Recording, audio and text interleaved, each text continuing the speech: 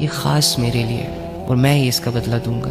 تو اللہ فرما رہا ہے جو انسان بھی رمضان کے مہینے کو پالے اسے چاہیے کہ وہ اس کے پورے روزے رکھے، اور اگر کوئی شخص بیمار ہو یا مسافر ہو تو دوسرے دنوں میں ان کی تعداد پوری کر لو۔ دیکھو نا یار، یہاں پر اللہ تعالیٰ انڈرسٹینڈ کر رہا ہے کہ نہیں کر رہا بندے کو؟ یعنی اللہ رب العزت ایک طرف کہہ رہا ہے کہ بھوکے رہو، پیاسے رہو، اور دوسری طرف ان لوگوں کا احساس کر رہا ہے جو بیمار ہے، جو مسافر ہے۔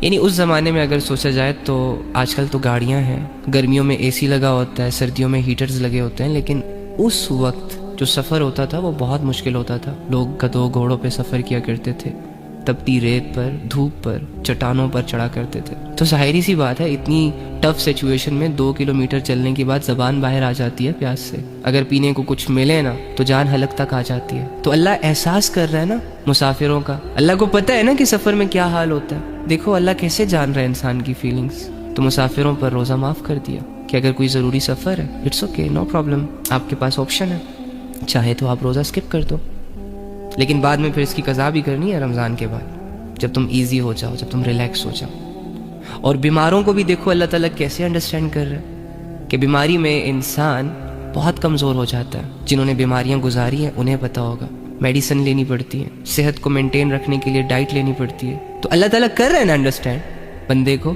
بندے کی سچویشنز کے مطابق۔ ہمارا رب تو جیتا جاگتا ہے، دیکھتا ہے، سنتا ہے، سمجھتا ہے، ساتھ ہے۔ ہمارا رب زمینی من گھڑت خداؤں کی طرح تھوڑی نا کہ جن کے سامنے رویا جائے، جن کے سامنے لمبی لمبی باتیں رکھی جائیں اور وہ ٹس سے مس نہ ہو۔ ہمارا رب تو الحمدللہ تو بیماروں پر روزہ معاف کر دیا۔ اب دیکھو نا، اس میں آپ کو اللہ کی محبت نظر نہیں آ رہی، یہ چیز فیل نہیں ہو رہی کہ اللہ انسان کو انڈرسٹینڈ کرتا ہے، انسان کو تنہا نہیں چھوڑتا، بے بسی میں اس کا ساتھ دیتا ہے، اسے برڈنائز نہیں کرتا، اس پر کوئی بوجھ نہیں ڈالتا۔ ایک سچے دوست کے علاوہ یہ اپرچونٹیز کون دے سکتا ہے تمہیں؟ ایک سچے محسن کے علاوہ اتنا ریلیف کون دے سکتا ہے تمہیں؟ تمہاری 60-70 سال کی زندگی کی عبادت کے بدلے ہمیشہ کی بادشاہت دینے والا اللہ کے علاوہ کون ہو سکتا ہے؟ 50 سال کے گناہوں کے بعد ایک رات کی عبادت اور دل سے نکلے چند توبہ کے الفاظوں سے تمہارے 50 سال کے گناہوں کو معاف کرنے والا اللہ کے علاوہ کون ہو سکتا ہے؟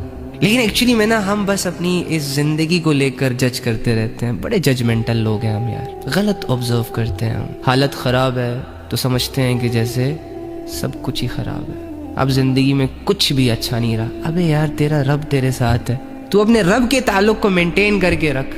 دنیا اجڑتی ہے تو اجڑنے دینا، تیرا لینا دینا ہی کیا ہے اس دنیا۔